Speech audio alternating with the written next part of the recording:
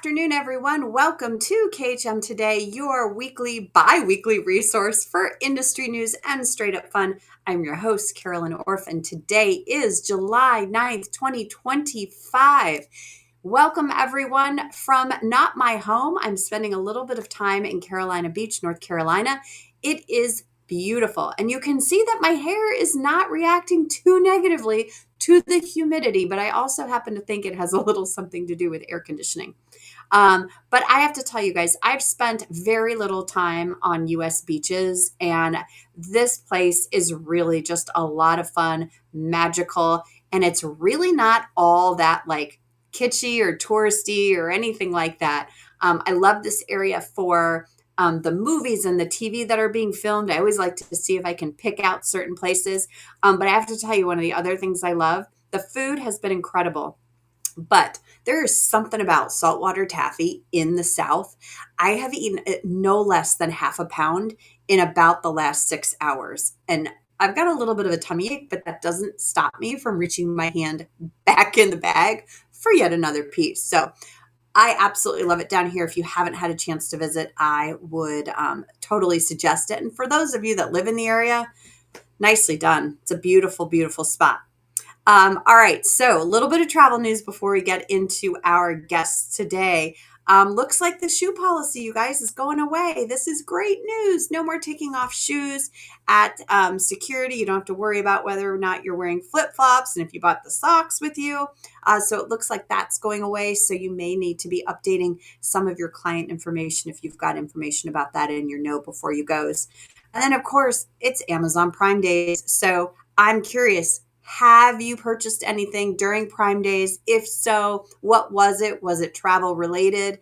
I know there was a couple articles today about top picks from flight attendants. So I'm curious, and we're going to ask our next guests if they have purchased anything this week. So I know you all know that you've heard the terms side hustle, side gig, hobby, or that travel thing. We are so good at our jobs. At the end of the day, we make them look incredibly fun. So the downside of that is not everyone takes us all that seriously. And sometimes we can look like we are maybe having more fun than we're actually running and working our business. So whether you're doing it full-time or part-time, we've got two gentlemen here today that are going to help us work on the mindset and the language that we should be using in order to convey this correctly and appropriately to our clients, that our love of travel is not a hobby to us. It is a passion, and it helps us do our jobs that much better. So please welcome Matt Wahlgren and Ryan Cowden. Hello, gentlemen. Welcome back. Hey, Carolyn. Where's Maddie there? Ollie. There he There is. he is. You moved. You moved. I moved because like I said, I think the internet is messing with what I have it plugged into over here. I'm like, let me just move and see if the internet starts working again. And voila, so far it's working. Well, it's wonderful to see you both and to see you actually in your homes. I know that's somewhat of a rarity, and that's what we're going to talk about today, is how you manage to run your business so authentically by really traveling a lot, but still running a business and running it well. So you both have great books of business. And it's a delicate balance of showing how serious you are about your craft, but also putting the time and energy into growing that craft because of the travel that you're doing. So how do you figure out that balance and how to make those two things work? Matt, let's start with you. Oh, is he frozen? Ryan, let's start with you. All right.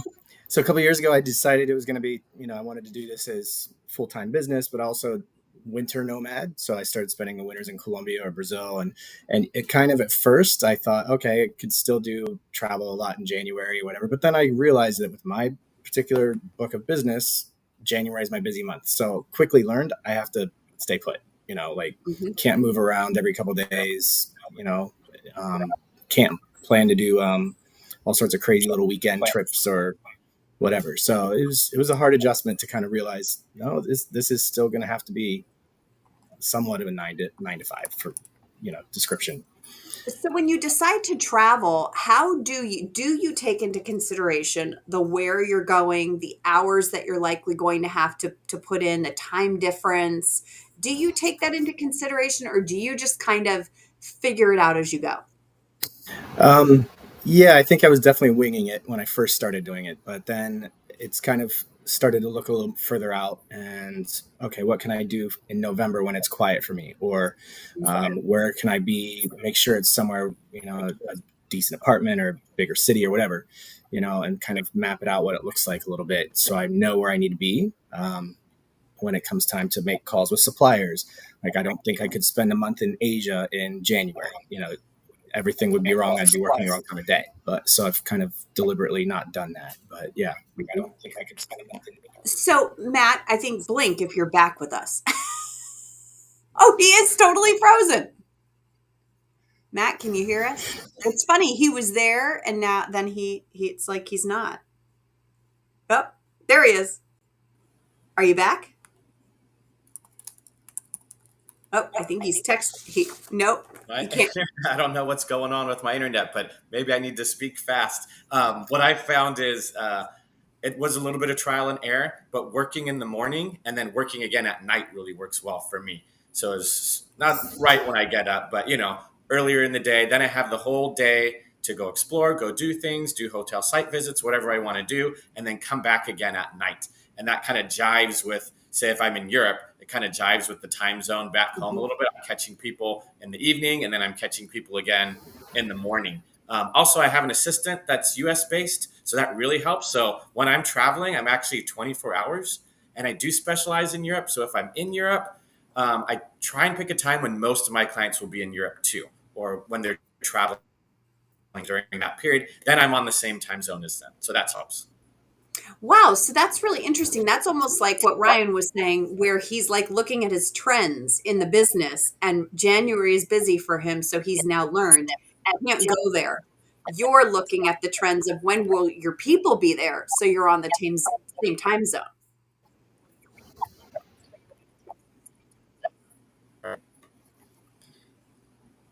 Oh, can you hear us? Oh, yeah, okay. I think I'm back again. The other thing that that works well for me is my calendar. I have a calendar where people can schedule time with me, and so when I move a time zone, I move the calendar to different times that make sense for me in the time zone I'm in, but also for my clients. That helps a lot, and I really encourage people to schedule time. If they just call me randomly for non-urgent matters, then it's kind of tough, right? So I really encourage everybody schedule a call with me, schedule a call with me. And even now that I'm back home in Dallas, I still do the same thing just to keep the messaging consistently. And it Mhm. took a while, but now I've been doing that for a couple years, and most clients now just automatically schedule a meeting with me if they want to talk. So that helps a lot rather than getting random phone calls at any time of the day wherever I'm at. Mhm. Um, Ryan, have you ever had a problem? And Matt, this question goes to you as well. Have you ever had a problem with the messaging and the visual aspect of being on the road and going here and going there and looking like you're having the time of your life? Has anyone ever come back to you and be like, "How are you running a business? Like, what words have you used to say?" This is part of my business and this is what is making my business better? Or is that just simply what you've said? That would be a nice problem to have. I would say mine, they think I'm retired. That's the problem I have. They go, "Oh, look at you enjoying your retirement." And so I have to post. I'm like, I'm not retired. I'm probably working more than I ever have with this travel agency. I wish they thought and knew that I was actually running a business, but I feel like maybe I don't know how they don't at this point. I've been doing it for 11 years, but I still get that message all the time. "Oh, I hope you're enjoying your retirement. It looks great. I can't wait till I get to retire." Yeah. Yeah. So that's almost it's almost like your love of travel is a little bit backfiring on you and you have to rewrite the message. Ryan, do you run into that problem? I've had people say, "Oh, when you get back home or whatever, you give me a call and we'll start planning." I'm like, "Well, I will be back from the gym tonight at 5 o'clock. I just spend 6 weeks here in Bogota all winter, so it's kind of like I just have transplanted and just moved my routine here. Most people kind of get that all of a sudden, it's kind of like, oh, okay, well then, yeah, let's just do whatever.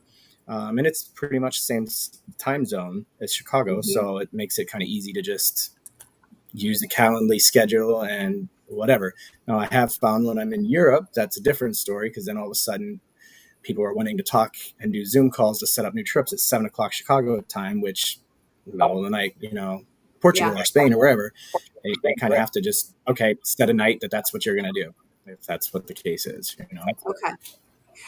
Is there anything that you found has not worked with this sort of way of working your business? Is there anything that, like, the first or second year out, you were like, okay, I'm doing it this way, and you realized quickly that it was not the way it was going to work?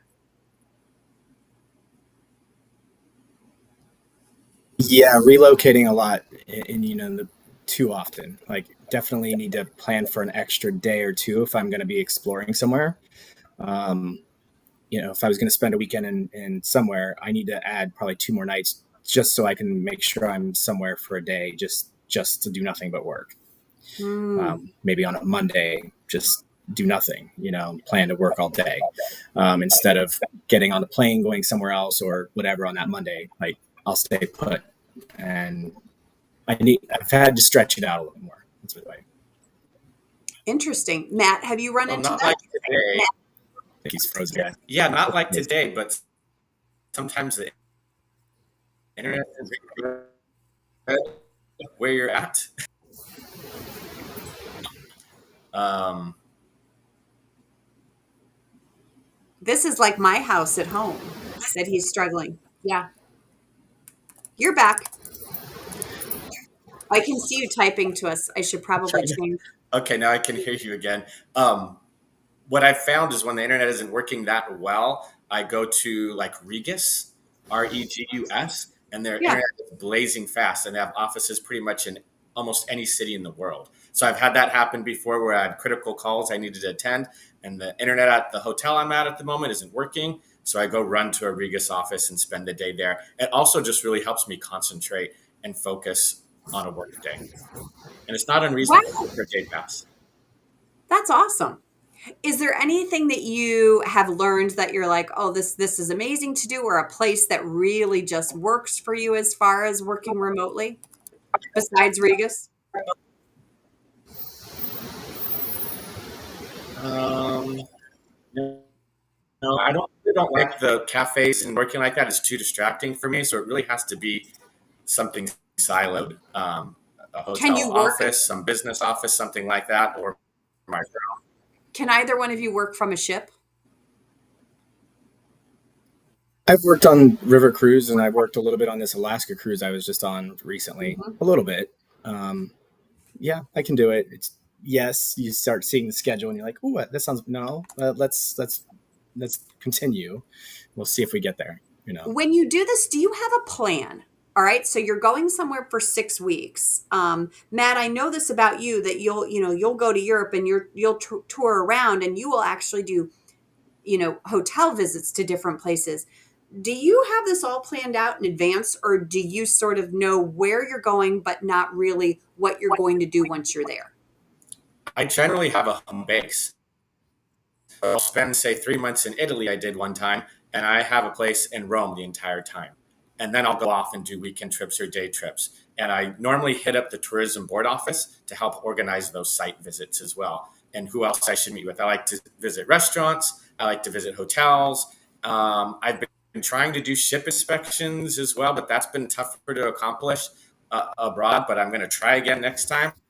But that was really helpful in Valencia as well when I was there. I went and set up a meeting. That's the first thing I did the first 2 weeks I'm there. Set up a meeting with the tourism board and have them download all the information I should know about the place, so I can start visiting and exploring and educating myself and kind of educating my clients. I'm kind of just so in awe of you both to be able to figure out how to make this work for you. Um, I struggle a little bit with this, right? I have gotten used to my keyboard and my two monitors, and even just coming here, and not having all those creature comforts that I've come to rely on is a challenge. So I can't I would love to, don't get me wrong, but I would have to really wrap my head around what 3 months or even 6 weeks would look like working that remotely.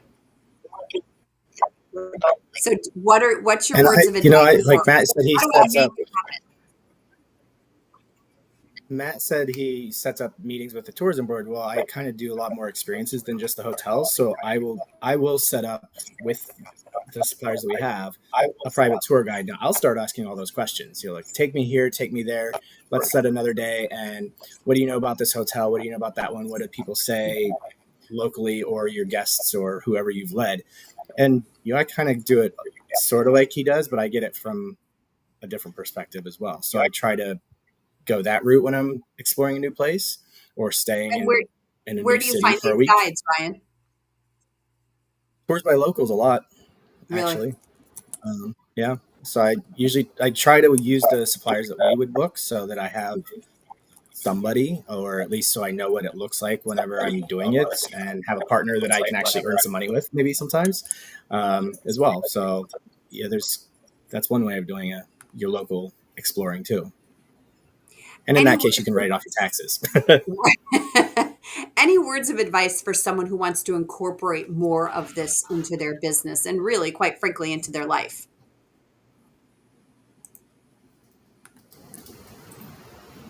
Go ahead. I would say the first couple weeks is an adjustment. So when you're there, you're going to stay there a while. The first couple weeks is tough. Like I said, when I've been doing it, I've been spending a few months. So give yourself some grace those first 2 weeks, and then you'll start rolling, and you'll find that what works for you. So just be a little patient at the beginning. Don't feel like, oh, I heard be patient. Are you back? Well, all right. Ryan, what words of advice do you have for us? Again, it's all about finding a little bit of patience and finding your balance of what's going to work. Mm, Because, for example, when I tell people I go to Colombia for the winter, I'm more or less taking my daily routine here and just transplanting uprooting. there, or in Brazil, or in Madrid. So I work in the morning, go to the gym, grocery, lunch, meet up with friends, whatever, and then I come back and I work around 4 for a couple hours. That's my daily routine here anyway. So I try to kind of keep it somewhat similar. Granted, when it's a brand new place or someplace I haven't been in years, the temptation is go, go, go, go, go, and explore and do all the touristy things. And then all of a sudden, your hair on fire and you're kind of kicking yourself. So you kind of have to figure out what the most important part of what you're going to be doing for the first couple of weeks, and find that routine, and what works for you. Hmm. So to close us out, where is your next big transplant to? I'm not going to say trip, but where are you transplanting yourself and your business to next? Um, I'm headed off to London for a couple of weeks at the end of next month, but I lived there for almost 4 years. So for me, that's almost home. So it's not like I necessarily have to do things. I will probably do some things, see some new things, just to see how things have changed. Um, but the next big one will be back to January, back to Colombia, for probably 6 weeks. Wow. Matt, it sounded like you were telling us something.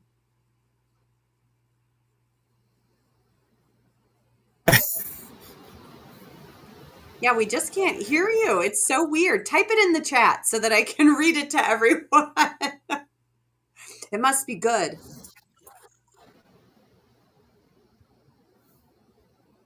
We're all waiting patiently for him to type. Type faster, Matt. Type faster.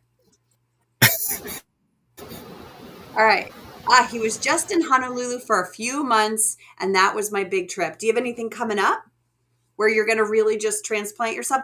Nothing coming up. Wow. Wow, that I think is the first time I've heard that in maybe 2 Wow. years. That's different for Matt. Okay. Well, I'm sure by the end of next week that will change, For or sure. when we get to see you at Destination Success. Before I let you guys go, is there anything that you purchased from Prime Days? That was travel related. I'd be I'd be lying if I told you I've bought anything in online in a year and a half. I don't think I have. Really? I can't think of anything. Mm-mm. Wow. No, Nothing for you, Matt, I, either? Wow, you guys are good. Yeah, I had a whole slew of I'm not stuff. a shop. I'm a shopper when I go traveling a bit, but I'm not a shopper in general. But Wow, yeah, that's impressive. That's impressive. All right, let's see. We see Team Reese Travel is here. I hope you guys bought some good things, our viewing audience and our listening audience. I did not buy anything travel related. Everything I purchased was for my son's new dorm room at the University of Tennessee. Go Vols. You guys, thank you so much for being here. I am going to see you both pop in at Destination Success in just a week. And for those of you listening and watching, we can't wait to see you in just a few weeks for Destination Success. We have 245 in person and 166 online for that event. So we're oh, very, very excited. great number. It's a great number. You guys, thanks for joining us today. Even with all the technical difficulties, I hope you learned a little bit of something about transplanting and picking up your business, taking it on the road, all for the benefit of you and your clients and your knowledge. So our next show is July 30th, and we're going to get some tips and tricks from our friends in the KHM travel group agent support team. So thank you both for being here. It was so great to see you in your hometowns. And I'll see you all in a couple of weeks.